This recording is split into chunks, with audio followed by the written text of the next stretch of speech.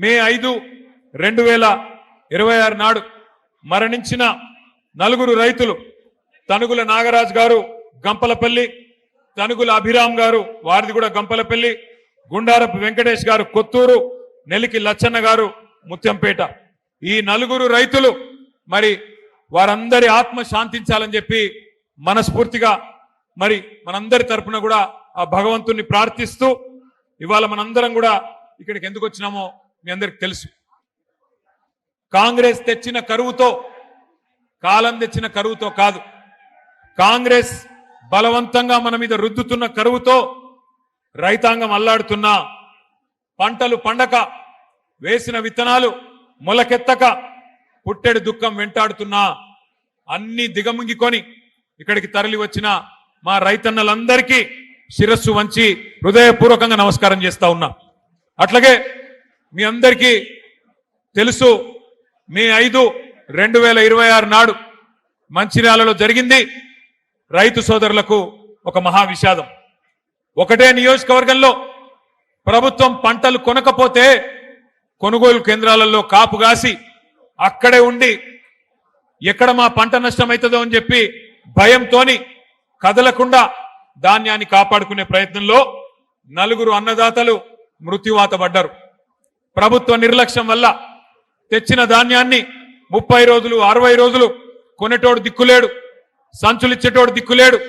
ఈ దిక్కు దివానం లేని ప్రభుత్వంలో అన్నదాతకు మరి దిక్కులేని పరిస్థితి వస్తే ఆ పంటను కాపాడుకునే ప్రయత్నంలో ఆ కొనుగోలు కేంద్రం దగ్గరే కాపుగా చిన్నప్పుడు గోడ కూలింది. గోడ కూలితే నలుగురు రైతులు చనిపోవడం జరిగింది. నలుగురు రైతులు చనిపోతే ప్రధాన ప్రతిపక్ష నాయకులు, ప్రధాన ప్రతిపక్ష పార్టీకి సంబంధించిన బీఆర్ఎస్ పార్టీకి సంబంధించిన నాయకత్వం, మాజీ ఎమ్మెల్యే మా దివాకర్ రావు గారు, మా జీవన్ రెడ్డి గారు, మాజీ మంత్రి గారు 8 గంటలు ధర్నా చేసినా దున్నపోతు మీద వానబడ్డట్టు ప్రభుత్వం నుంచి స్పందన రాలే.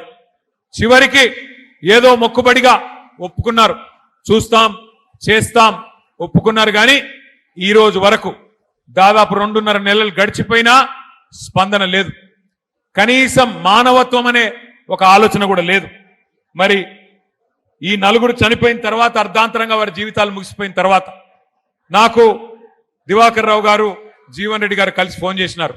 అన్నా మరి పార్టీ తరఫున మనమన్నా ఏమన్నా చెప్పాలే, ఎందుకంటే రైతులు ఈ రకంగా ఇబ్బందులు పడతా ఉన్నారు, వారికి అండగా నిలబడాలన్నారు. ఆ రోజు మేము వరంగల్లో ఉన్నాం, రైతు సదస్సు, అక్కడ రైతు సంగ్రామ సదస్సు నిర్వహిస్తా ఉన్నాం. అదే రోజు ఈ బాధాకరమైన సంఘటన జరిగింది. వెంటనే ప్రకటించినాం, కేసీఆర్ గారిని అడిగితే మంచిర్యాల జిల్లాలో జరిగిన ఈ విషాదానికి పార్టీ తరఫున తప్పకుండా మనం అండగా నిలబడదాం, ఒక్కొక్క రైతుకు 5 లక్షల రూపాయలు వెంటనే ప్రకటించండి అని చెప్పి కేసీఆర్ గారు చెప్పినారు. చెబితే ఇవాళ శోక సంద్రంలో ఉన్న రైతు కుటుంబాలకు నేను అడిగిన, ప్రభుత్వం నుంచి ఏమన్నా వచ్చిందా అమ్మా అని అడిగిన. బాధ ఎక్కడ అనిపిస్తుంది అంటే 2.5 నెలలు అయిపోయింది. మంచిర్యాలలో ఉన్నది కాంగ్రెస్ ఎమ్మెల్యే, జరిగింది రాష్ట్రంలో ఉన్నది కాంగ్రెస్ ప్రభుత్వం, జరిగింది ఒక విషాదం. ఇప్పుడే రాజకీయ పరమైన హడావుడి లేదు, ఆర్భాటం లేదు, ఏ ఎన్నిక లేదు, కానీ ప్రభుత్వం నుంచి స్పందన లేదు. నలుగురితో మాట్లాడుతుంటే ఒక్కొక్కరిది ఒక్కో రకమైన బాధ. వాళ్ళందరూ చెప్పింది ఒకటే మాట. కాకపోతే వాళ్ళ 4 రైతులు చచ్చిపోతే ఒక్క రైతుకు మాత్రమే 5 లక్షలు వచ్చింది ప్రభుత్వం నుంచి. అది కూడా ఎక్కడిది ఆ 5 లక్షలు? కేసీఆర్ గారు పెట్టిన రైతు బీమా నుంచి మాత్రమే 5 లక్షలు ఇచ్చినారు. కానీ మిగతా ముగ్గురికి 5 లక్షలు కాదు కదా, 5,000 కాదు కదా, 5 పైసలు కూడా ప్రభుత్వం నుంచి సహాయం అందలేదు. ఇంత దుర్మార్గమైన, ఇంత కిరాతకమైన ప్రభుత్వం ఇవాళ రాష్ట్రంలో ఉన్నది.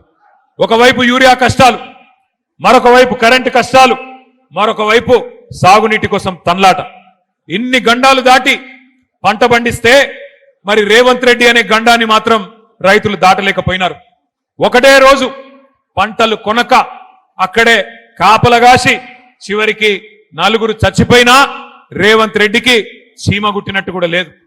ఇవాళ కేసీఆర్ గారి నాయకత్వంలో ఆనాడు 9.5 సంవత్సరాల పాటు బ్రహ్మాండంగా మరి రైతులకు కరెంట్ ఇచ్చి 73,000 కోట్ల రూపాయలు రైతు బంధు రూపంలో ఇచ్చి, నీళ్ళిచ్చి, చెర్లు బాగా చేసి, రైతు బీమా పెట్టి, పంటలు కొని మరి పూర్తి స్థాయిలో పంజాబ్ని తలదన్నే విధంగా తెలంగాణ రైతన్నను భారతదేశంలో నిలబెడితే కేసీఆర్ గారు ఇవాళ రేవంత్ రెడ్డి రాక్షస పాలనలో అష్ట కష్టాలు పడతా ఉన్నారు. పంటలు కొనరు, యూరియా ఇయ్యరు, సంచులు ఇయ్యరు, సుతిలు ఇయ్యరు, పోని పొరపాటున కొంటే మద్దతు ధర ఇయ్యరు, మరి బోనస్ అన్నారు, బోనస్ ను బోగస్ చేసినారు. అట్లా మాత్రమే కాదు, ఇవాళ ఒక్కసారి మీరు ఆలోచించాలని చెప్పి నేను కోరుతా ఉన్నా. రేవంత్ రెడ్డి ప్రభుత్వం వచ్చి 31 నెలలు దాటి 32వ నెల నడుస్తా ఉన్నది. 4 సార్లు ఈ 32 నెలల్లో 4 సార్లు రైతు బంధు ఎగ్గొట్టిన నయవంచకుడు రేవంత్ రెడ్డి. షాపులో దొరికే యూరియాని కేసీఆర్ ఉన్నప్పుడైతే షాపుకు పోయే అవసరం కూడా లేదు. ఆటో అన్నకో ఆటో తమ్మునికో ఒక ఫోన్ కొడితే పొలం కాడికి వచ్చేది యూరియా. నేను చెప్పేది కరెక్టేనా కాదా? కేసీఆర్ ఉన్నప్పుడు ఒక ఫోన్ కొడితే యూరియా అనేది పొలం కాడికి వస్తుండే. ఇలా షాపులో ఉండే యూరియాని యాప్లో ఇస్తా అని చెప్పి ఒక యాప్ పెట్టిండు రేవంత్ రెడ్డి. అందుకే కేసీఆర్ గారు చెప్పిన ముందే, మోసపోతే గోసపడతాం, ఓటేసేటప్పుడే ఆలోచించుకోవాలని చెప్పిండు. కానీ మంచిర్యాలలో మరి ఏ కారణమైతేనేమి మరి ఆ రోజు కాంగ్రెస్ వస్తే ఏమో జరుగుతుంది, ఏమో ఒరుగుతుంది అని మంచిర్యాల రైతన్నలు మరి కాంగ్రెస్ పార్టీకి ఓటేసిన పాపానికి ఇవాళ కాంగ్రెస్ రైతులను కాటేస్తున్నది. ఒక పాములాగా ఇవాళ సొంత పిల్లల్ని పాము ఎట్లయితే తింటదో అట్లా ప్రభుత్వాధినేతగా ఉన్న రేవంత్ రెడ్డి ఈ రాష్ట్రంలో రైతులకు చెప్పలేని కష్టాలు పెడుతున్నాడు. యూరియా, విత్తనాలు, కరెంటు, సాగునీరు, మద్దతు ధర, బోనసు ఇవన్నీ కూడా మరి చుట్టుముట్టినాయి రైతాంగాన్ని. ఇవాళ పరిస్థితి ఎట్లా ఉన్నది అంటే, నీళ్లు ఉండి అంగట్లో అన్ని ఉన్నా అల్లున్నోట్లో శని ఉన్నదట అని వెనకటికి అన్నారు. గట్లున్నది ఇవాళ పరిస్థితి. కండ్ల ముంగట్నే గోదావరి కనబడుతున్నది, కండ్ల ముంగట్నే గోదావరి వారుతున్నది, పైకెళ్లి ప్రాణహిత బ్రహ్మాండంగా పరవలు పెడుతున్నది. అంగట్లో అన్ని ఉన్నా అల్లుడి నోట్లో శని అన్నట్టు పరిపాలించే పాలకుడికి సోయిలేని తనం వల్ల ఇవాళ కాళేశ్వరం అనే ప్రాజెక్టు, కరువుకు పరిష్కారం లాంటి ప్రాజెక్టు కేసీఆర్ గారు కట్టిపోతే దాన్ని ఇవాళ ఇష్టం లేదు కాబట్టి ఎక్కడ కేసీఆర్ గారికి పేరు వస్తుందేమో అన్న భయంతోని కాళేశ్వరం ప్రాజెక్టులో ఒక్క మేడిగడ్డ బ్యారేజ్లో 2 పిల్లర్లు కుంగితే ఇవాళ మొత్తం కాళేశ్వరమే కూలిపోయిందని చిల్లర ప్రచారం చేస్తా ఉన్నాడు రేవంత్ రెడ్డి. కానీ ఎక్కడ తన దొంగతనం బయటపడుతుందో, ఎక్కడ కాళేశ్వరం మంచిగానే ఉన్నది, కన్నెపల్లి కాడ మోటార్లు మంచిగానే ఉన్నాయి, నీళ్లు మంచిగానే పోతున్నాయి, పంపులు చాలు చేస్తే నీళ్లు బ్రహ్మాండంగా పైకి ఎల్లంపల్లి దాకా వస్తాయి. మరి అక్కడ దాకా నీళ్లు వచ్చినాయంటే నిన్నటిదాకా నువ్వు చెప్పిన మాటలు ఫాల్తూ మాటలు అని చెప్పి ప్రజలు అంటారనే భయంతోని పంపులు చాలు చేస్తలేడు రేవంత్ రెడ్డి. నిజానికి కాళేశ్వరం ఒక అద్భుతమైన ప్రాజెక్ట్. మీకు ఒక్క నిమిషం ఇక్కడ మధ్యలో నిలబడ్డలు కులవడం రాయా, మీరు ఎందుకు కూర్చోని, ఎందుకయా మీరు అడ్డం అంతా కూర్చోని, తప్పుడే కూర్చోండి. ఆ స్క్రీన్ కట్టం కూడా వరకు కూర్చోండి, నువ్వు కూడా ఇట్రా కూర్చోండి, దయచేసి కూర్చోండి అమ్మా కూర్చోండి. 3 టీఎంసీల నీటిని నిల్వ చేయొచ్చు. ఇక్కడ నుండి పార్వతీ పంప్ హౌస్ ద్వారా నీళ్లను 14 మోటార్లతో లిఫ్ట్ చేసి 148 మీటర్ల ఎఫ్ఆర్ఎల్ ఉన్న ఎల్లంపల్లి శ్రీపాద సాగర్ కు ఎత్తిపోస్తాయి. ఎల్లంపల్లి శ్రీపాద ప్రాజెక్టు నుంచి పంప్ హౌసులు, టన్నెల్స్ మరియు గ్రావిటీ కాలువల ద్వారా వివిధ రిజర్వాయర్లకు నీటిని తరలించి తెలంగాణ రైతాంగానికి సాగునీరు అందిస్తారు. కాళేశ్వరం తెలంగాణ ప్రాణేశ్వరం. కాళేశ్వరం అంటే మేడి. వాస్తవం ఏంది అంటే, దయచేసి కూర్చోండి, ఎవరు లేవకండి దయచేసి, ఇంకా వీడియోలు ఉన్నాయి, ఆగండి. వాస్తవం ఏంది అంటే, పైకెళ్ళి నీళ్లు వస్తున్నాయి, కిందికి గోదావరి నుంచి కిందికి నీళ్లు పోతున్నాయి. ఒక్క నిమిషం మీ అందరికి తెలవాలి కాబట్టి చెప్తున్నా. తెలంగాణ భౌగోళికంగా ఎట్లుంటది అంటే, ఇట్లా ఒక గుడిసె తిరుగుంటది తెలంగాణ రాష్ట్రం. ఒక వరుసకెళ్ళి కిందికెళ్ళి 80 మీటర్ల మీదకెళ్ళి గోదావరి పోతుంది, 80, 90, 100 మీటర్ల మీదకెళ్ళి. ఇంకో వరుసకెళ్ళి ఇంకో దిక్కుకెళ్ళి కృష్ణా నది 120, 130 మీటర్ల మీదకెళ్ళి కృష్ణా నది పోతుంది. ఆడికెళ్ళి పైకి నీళ్లు తీసుకుపోవాలి, ఎందుకంటే భూములన్నీ పైనున్నాయి, నదులు కిందున్నాయి. అందుకోసమే కేసీఆర్ గారు కాళేశ్వరం అనే ప్రాజెక్టును డిజైన్ చేసిండు. మరి కాళేశ్వరం అనే ప్రాజెక్టు యొక్క గొప్పతనం ఏంది అంటే, ఇళ్ళకెళ్ళి నీళ్లు 3 రకాలుగా తీసుకోవచ్చు. ఇప్పుడు మీ ఎల్లంపల్లే ఉంది, ఇక్కడ ఎల్లంపల్లి నుంచి నీళ్లు పైకి తీసుకొని పోవాలంటే దీనిలో 3 మార్గాలు ఉన్నాయి. మొత్తం కాళేశ్వరం అంటే ఒక బ్యారేజీ కాదు, ఒక రిజర్వాయర్ కాదు. కాళేశ్వరం అంటే 3 బ్యారేజీలు మేడిగడ్డ, అన్నారం, సుందిల్లా. కాళేశ్వరం అంటే 15 రిజర్వాయర్లు, 19 పంప్ హౌజులు, 21 సబ్ స్టేషన్లు, 100 కిలోమీటర్ల సొరంగ మార్గాలు, 1000 కిలోమీటర్ల ప్రవాహ కాలువలు. మొత్తం కాళేశ్వరం ప్రాజెక్టులో 100 భాగాలుంటే అందులో 1 భాగం మేడిగడ్డ బ్యారేజ్. ఆ మేడిగడ్డ బ్యారేజ్ లో కూడా 85 పిల్లర్లుంటే 2 పిల్లర్లు కుంగిన మాట వాస్తవం. మరి ఇవాళ ఈ రాష్ట్ర ప్రభుత్వం చేస్తున్న దుర్మార్గమైన విషయం ఏంటి అంటే, మేడిగడ్డ బ్యారేజ్ కు కన్నెపల్లి పంప్ హౌస్ కు 18.5 కిలోమీటర్ల అంతరం ఉన్నది. మేడిగడ్డ మీదికి, అదే గోదావరి నది మీద మేడిగడ్డ మీదికి మరి 18.5 కిలోమీటర్ల మీద కన్నెపల్లి పంప్ హౌస్ ఉన్నది.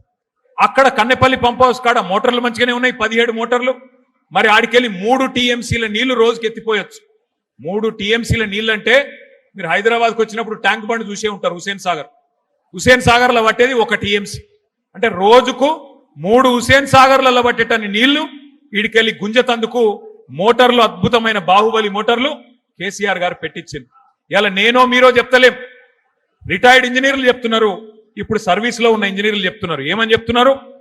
ఇవాళ కన్నెపల్లి కాడ 94.5 మీటర్ల మీదకెళ్ళి నీళ్లు పోతున్నాయి. అక్కడ 93.5 మీటర్ల దానికి నీళ్లుంటే పంపులు చాలు చేయొచ్చు. మేడిగడ్డ బ్యారేజు అట్లాగే దాన్ని ముట్టకుండా, దాన్ని కనీసం ఏమనకుండా, అక్కడికి ఏం డేంజర్ లేకుండా మీరు నీళ్లు ఎత్తిపోయొచ్చు.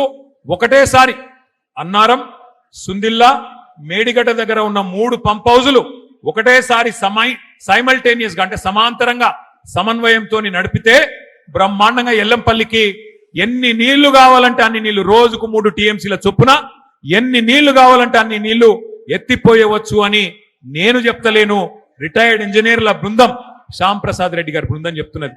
ఇవాళ ఎల్లంపల్లిలో 7 టీఎంసీల నీళ్లు మాత్రమే ఉన్నాయి. నిన్న భగవంతుడు కరుణించి వాన పడ్డది, వాన పడాలనే మొక్కుదాం. కానీ కాళేశ్వరం యొక్క గొప్పతనం ఏంది అంటే, బాగా వర్షం పడ్డది అనుకోండి, పైన మహారాష్ట్రలో బాగా వర్షం పడ్డది, ఎక్కువ వర్షం వచ్చింది అనుకో, ఎస్ఆర్ఎస్పి మొత్తం నిండుతుంది, నిండి 2 దిక్కుల పొంగుతుంది.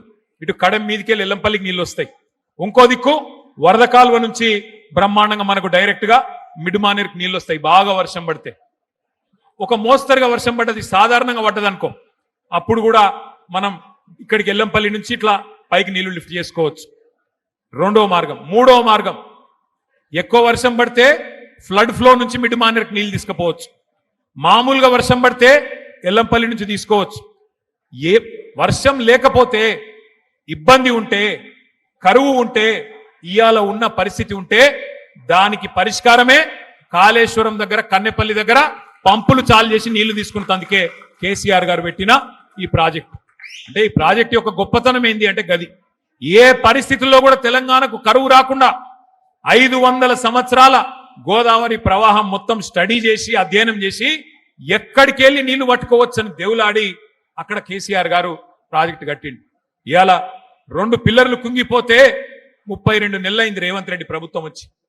మరి మొన్న నేను ఒక రైతును చూసిన మాట్లాడంగా ఎంత అద్భుతంగా మాట్లాడిండు ఆయన అంటే, అవునయ్యా కేసీఆర్ కట్టిండు, చిన్న సమస్య వచ్చింది, ఏం నీకు సుతారావులు లేరా, మేస్త్రీలు లేరా, సిమెంట్ బస్తాలు లేవా, ఏం చేస్తున్నావు, ఎందుకు రిపేర్ చేయవు, ఎందుకు రైతుకు నీళ్ళు ఇయ్యవు అని చెప్పి ఒక రైతు నిలదీసిండు.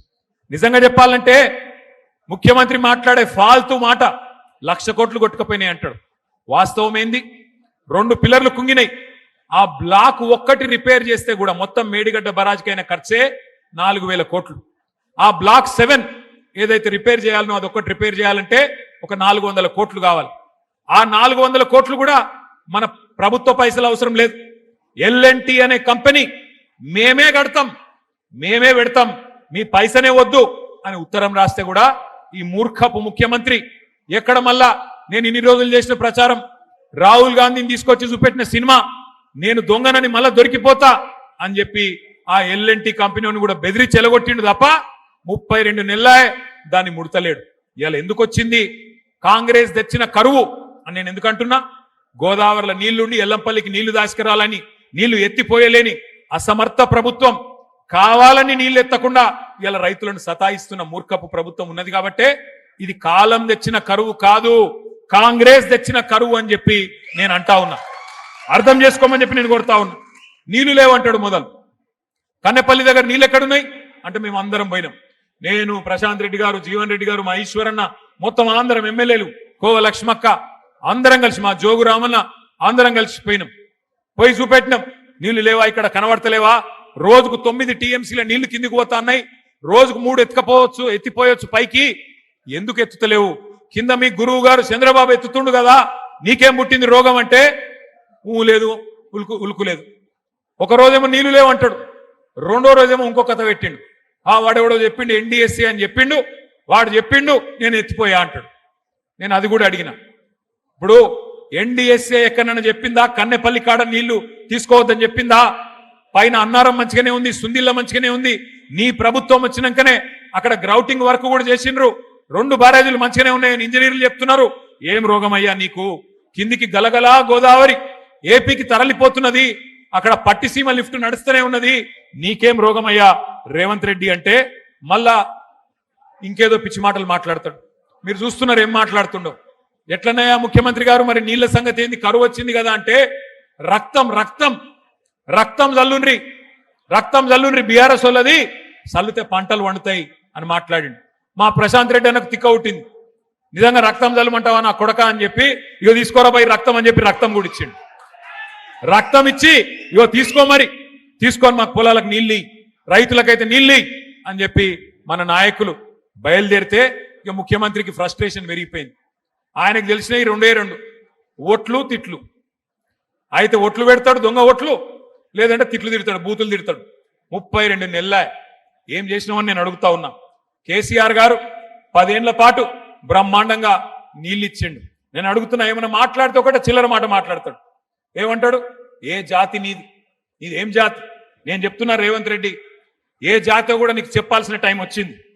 ఉద్యమ టైంలో ఉద్యమకారుల మీదికి తుపాకీ ఎక్కుబెట్టిన పోరంబోకు జాతి అయితే మాది కాదు.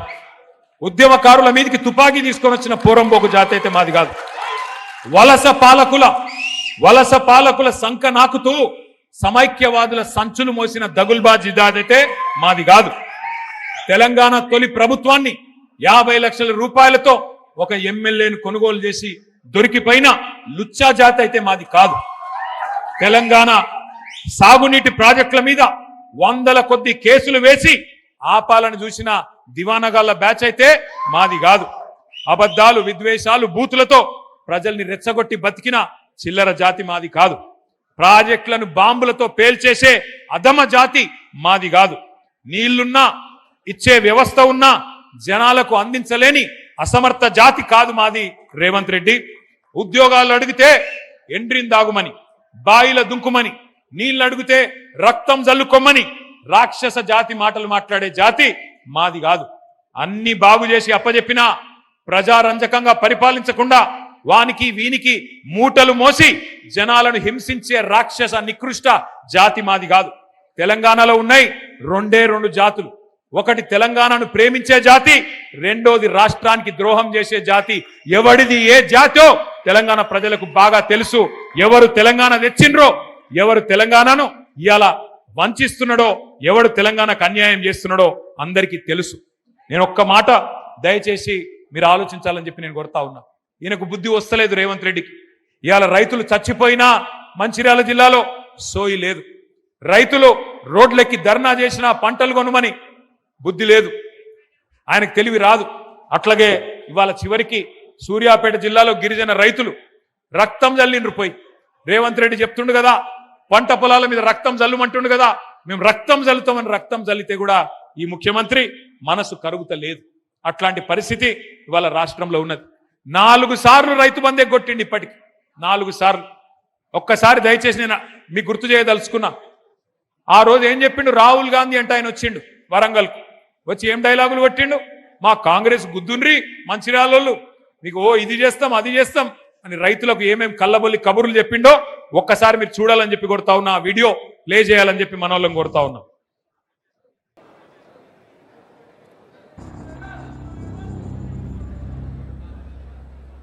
जैसे ही कांग्रेस पार्टी की यहां सरकार बनेगी वैसे 2 लाख रुपए का कर्जा माफ होगा और आपको सही एमएसपी मिलनी शुरू हो जाएगी। 15,000 रुपए प्रति एकड़ डायरेक्ट बेनिफिट हम किसानों को देने जा रहे हैं। ये सिर्फ एक डिक्लेरेशन नहीं है, ये किसानों के लिए कांग्रेस पार्टी की गारंटी है। ये खोखले शब्द नहीं है। पैडी को हम 2,500 रुपए में खरीदेंगे। పండించిన వరి పంటకి కనీస మద్దతు ధర అదనంగా బోనస్ ప్రకటించి 2,500 రూపాయల వరకు క్వింటల్ కి వరి ధాన్య కొనుగోలు చేస్తాం. కాంగ్రెస్ పార్టీ అధికారంలోకి వచ్చిన తక్షణమే రైతులకు ఏకకాలంలో 2 లక్షల రుణమాఫీ చేస్తాం. రెండవ డిక్లరేషన్ ఇందిరమ్మ రైతు భరోసా పథకం తెచ్చి భూమి కలిగిన రైతులకు, కౌలు రైతులకు ప్రతి ఎకరాకు ఏడాదికి 15,000 రూపాయల పెట్టుబడి సాయం అందిస్తాం. ఉపాధి హామీలో నమోదు చేసుకున్న భూమి లేని రైతు కూలీలకు ప్రతి ఏడాది 12,000 రూపాయల ఆర్థిక సహాయాన్ని అందిస్తాం. రైతులు పండించిన పంటలకు ఉదాహరణ వరి, పత్తి, మిర్చి, చెరుకు, పసుపు ఇలా అన్ని పంటలకు మెరుగైన గిట్టుబాటు ధర ఇచ్చి చివరి గింజ వరకు కాంగ్రెస్ పార్టీ కొనుగోలు చేస్తుంది. చెప్పినాయి రైతు డిక్లరేషన్ కాదు రైతు డిక్లరేషన్ ఒకటి కాదు, 2 కాదు, 34 హామీలు ఇచ్చిండ్రు. నేను అడుగుతా, మీరు చెప్పాలి దయచేసి. నేను అడుగుతా, మీరు చెప్పండి. రైతు బంధు 15,000 పెంచుతామన్నారు, ఇచ్చిండ్రా? ఇచ్చిరా లేదా? కొద్దిగా గట్టిగా చెప్పాలి. ఇచ్చిండ్రా లేదా? 2 లక్షల రుణం మాఫీ చేస్తా అన్నాడు, చేసిండా? కౌలు రైతులకు రైతు బంధు ఇస్తా అన్నాడు, ఇచ్చిండా? రైతు కూలీలకు రైతు భరోసా ఇస్తాడు, ఆత్మీయ భరోసా ఇచ్చిండా? పత్తి, వరి, మిర్చి అన్నిటికీ బోనస్ ఇస్తా అన్నాడు, ఇచ్చిండా? చివరి గింజ దాకా కొంటా అన్నాడు, ఇచ్చిండా? కొంటుండా? 24 గంటల కరెంట్ ఇస్తుండా? మరి మంచిర్యాలలో మనకు తెలిసి వచ్చిందా మార్పు అంటే ఎట్లుంటుందో? గిట్లుంటది. మరి ఎట్లుంటది అంటే ఒక్కసారి ఆలోచన చేయండి. ఈ మధ్యలోనే ముఖ్యమంత్రి మన ఒక రైతులకే కాదు అన్ని వర్గాలకు హామీ ఇచ్చిండు. నేను పిల్లలకు 2 లక్షల ఉద్యోగాలు ఇస్తా మొదటి సంవత్సరం అని రాహుల్ గాంధీ డైలాగులు కొడితే, నిన్నగాక మొన్న యువ సంగ్రామ సదస్సు అని హైదరాబాద్లో వాళ్ళు ఎక్కడనైతే మీటింగ్ పెట్టిరో మేము అక్కడనే పెట్టినాం. వరంగల్లో వాళ్ళు ఎక్కడైతే మీటింగ్ పెట్టినరో అక్కడనే పెట్టి రైతులను అడిగినాం. నిన్నగాక మొన్న పిల్లల్ని అడిగినాం 2 లక్షల ఉద్యోగాలు వచ్చినాయని. వాళ్ళైతే ఎట్లా మాట్లాడిరో మనం మీరు చూసే ఉంటారు. ఆడపిల్లలు ఎట్లా మాట్లాడిరో కూడా మీరు చూసే ఉంటారు. చూసినరా లేదా? ఎక్కడన్నా రేవంత్ రెడ్డి దొరికితే పొరపాటున పొట్టు కొట్టేటట్టున్నారు. గట్లాంటి పరిస్థితి ఇలా రాష్ట్రంలో. అందుకే నేను అంటా ఉన్నా, 1 కాదు 2 కాదు, రాష్ట్రంలో అందరినీ ముంచిండు, అందరినీ మోసం చేసిండు, ముసలోళ్ళని మోసం చేసిండు. కేసీఆర్ ముసలమ్మకో ముసలయ్యకో 2,000 పెన్షన్ ఇస్తుండు. అక్క నవంబర్లో తీసుకుంటే 2,000, అక్క డిసెంబర్లో అయితే 4,000 అన్నడా లేదా? నవంబర్లో 2,000, డిసెంబర్లో 4,000. ఆ ఇంటికాడ బిచ్చపోలు అడుక్కుంటారు చూడు, అక్క అమ్మ అని. అట్లా అడుక్కున్నాడు. ఆడుకుంటే నిజమేనేమో అని నమ్మి ఓట్లు వేసింది. 4,000 అన్నాడు. అత్తకు 4,000, కోడలకు 2,500 అన్నాడు, ఇచ్చిండా? ఇప్పుడు అత్తకోడల పంచాయతీలు చాలైనాయి. 4,000, 2,500 గురించి అట్లాంటి పరిస్థితి. ఏదయా మరి నిరుద్యోగ భృతి పిల్లలకు చెప్తే 40 లక్షల మందికి 4,000 ఇస్తా అంటే నెలకు ఏమైనా 4,000 అంటే సడి లేదు, సప్పుడు లేదు.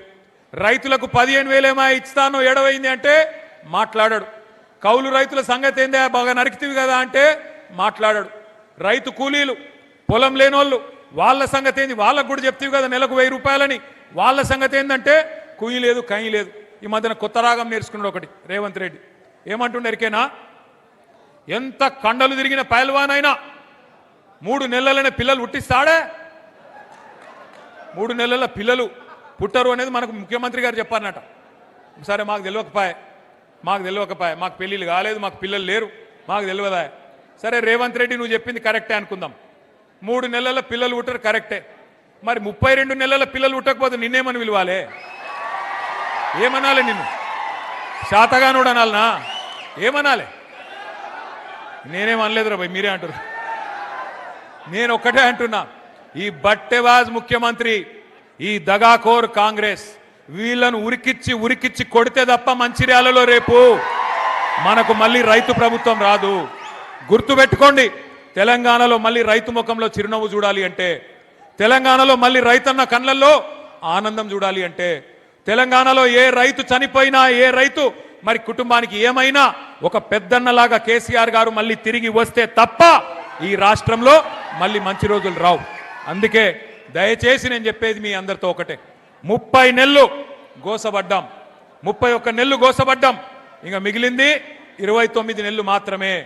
29 నెలలు మాత్రమే. ఈ సినిమా అయిపోయింది, ఇంటర్వెల్ దాకా చూసేసినాం, ఇంటర్వెల్ వరకు తెలిసిపోయింది సినిమాలో ఏమీ లేదు, తిట్లు తప్ప బూతులు తప్ప ఏమీ లేదు, వీళ్ళతో అయ్యేదేం లేదు. సెకండ్ హాఫ్లో కూడా ఇంటర్వెల్ అయిపోయినాక సెకండ్ హాఫ్ ఉంటుంది కదా, అందులో కూడా వీళ్ళతో ఏమి కాదు, ఊదు గాలది పీరి లేవది. ఎందుకంటే వీళ్ళతో ఏమి కాదు, వీళ్ళకి చేత కాదు, గివే తిట్లు, లేదంటే ఒక 4 కేసులు పెడతారు. మీ ఎమ్మెల్యే కేసులు పెట్టుడు తెలుసు, రేవంత్ రెడ్డి కూడా గదే తెలుసు. కేసులు పెట్టాలి, పోలీసులను అడ్డం పెట్టుకోవాలి, ఎన్ని రోజులు బతుకుతావు అట్లా? అందుకే నేను అంటున్నా, ఇన్ని రోజులు కష్టపడ్డా మా తమ్ముళ్లకు చెల్లెళ్లకు నేను ఒక్కటే మాటిస్తున్నా, మంచిర్యాలలో మిమ్మల్ని ఎవడెవడైతే సతాయిస్తుండో పేర్లు రాసి పెట్టుకోండి, పేర్లు రాసి పెట్టుకోండి. ఎవరిని వదిలిపెట్టే సమస్యనే లేదు, ఏ ఒక్కరిని కూడా వదిలిపెట్టే సమస్య లేదు. నేను కేసీఆర్ గారి లాగా మంచోని కాదు, నేను అంత మంచోని అయితే కాదు. రేపు గ్యారంటీ నేను చెప్తున్నా, మీకు గ్యారంటీ నేను చెప్తున్నా, ఇంకొక 28 నెలల తర్వాత తిరిగి కేసీఆర్ గారు ఈ రాష్ట్రానికి ముఖ్యమంత్రి అయి తీరుతారు. 600 తెలంగాణ ప్రజల ఆశీర్వాదంతో మళ్ళీ తెలంగాణ తెచ్చిన నాయకుడే ఈ రాష్ట్రానికి నాయకత్వం వహిస్తాడు. ఆ రోజు ఈ రోజు ఎవరైతే తోకలూపుతున్నారో అధికారులు, వాళ్ళకి నేను చెప్తున్నా, ముఖ్యంగా పోలీసు వాళ్ళు, డ్యూటీ చేయండి కానీ అతి చేయకండి. ఎవరెవరు అతి చేస్తుండ్రో గుర్తు పెట్టుకుంటాం, మిత్తితో సహా. నువ్వు రిటైర్ అయిపోయినా మిత్తితో సహా తీసుకొచ్చే బాధ్యత నాది, మిత్తితో సహా తిరిగిచ్చే బాధ్యత నాది. ఒకవేళ మేము రిటైర్ అయిపోతున్నాం లేదా మేము పారిపోతామంటే 7 సముద్రాల అవతల దాక్కున్నా గుంజుకొచ్చి ప్రజల ముంగట నిలబెట్టే బాధ్యత నాది. దయచేసి నేను కోరుతా ఉన్నా, ఈ దుర్మార్గ రాక్షస ప్రభుత్వానికి అండగా నిలబడకండి, కరెక్ట్ కాదు.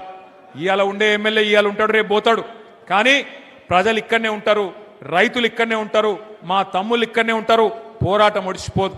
ఢిల్లీలో చూస్తున్నారు మీరు, ఎవరు పిలిచిండ్రా పిల్లల్ని? ఢిల్లీలో వేల మంది పిల్లలు నిన్న పార్లమెంటు ముందు ఏ రకంగా ప్రభుత్వాన్ని గడగడ వణికించిండ్రో మీరే చూస్తా ఉన్నారు. తెలంగాణను తిరిగి రెచ్చగొడితే ఉద్యమ సమయంలో ఎట్లయితే ఉడికిపోయిందో ఈ కాంగ్రెస్ ను బీజేపీని తరిమి కొట్టేదాకా మళ్ళీ కేసీఆర్ గారి నాయకత్వంలో ఉడుకు నెత్తురుతో ఉన్న మా తమ్ముళ్ళు, రక్తం సలసల మరుగుతున్న మా రైతులు తిరగబడితే ఒక్క నాయకుడు, ఒక్క ఎమ్మెల్యే, ఒక్క ఎమ్మెల్సీ కూడా మీరు ఊళ్ళల్లో తిరగలేరనే మాట కూడా నేను హెచ్చరిస్తూ, ఇకనైనా మంచిర్యాల ఎమ్మెల్యే గారు కూడా తన వరుస మార్చుకోవాలి, పద్ధతి మార్చుకోవాలి. ప్రజలకిచ్చిన హామీలు నిలబెట్టు, 6 గ్యారెంటీల గురించి మాట్లాడు, 420 హామీల గురించి చెప్పు. ఎస్సీలు, ఎస్టీలు, బీసీలు అడుగుతున్నారు నిన్ను, ఏమాయ మీరు ఇచ్చిన హామీలు, ఏమాయ నువ్వు చెప్పిన 420 హామీలు? పోయి మీ ముఖ్యమంత్రిని పట్టుకో, ఈ పని చేయి అని ప్రజల కోసం మంచి చేయించే ప్రయత్నం చేయించు. అంతేగాని బీఆర్ఎస్ నాయకులను శోభబెట్టే ప్రయత్నం చేస్తే వదిలిపెట్టమని చెప్పి మళ్ళొక్కసారి విజ్ఞప్తి చేస్తూ, ఈరోజు మరణించిన తనుగుల నాగరాజు గారు, తనుగుల అభిరామ్, గుండారపు వెంకటేష్, నెలికి లచ్చన్న వారి కుటుంబాలకు ఇవాళ కేసీఆర్ గారు అండగా ఉన్నందుకు ఒకసారి గట్టిగా కేసీఆర్ గారికి చప్పట్లతో మనందరం అభినందనలు చెప్తాం. తప్పకుండా భవిష్యత్తులో ఏ కార్యకర్త కష్టం వచ్చినా అండగా ఉంటామని మళ్ళొక్కసారి తెలియజేస్తూ, జై తెలంగాణ, కేసీఆర్ గారి నాయకత్వం, కేసీఆర్ గారి నాయకత్వం. Thank you.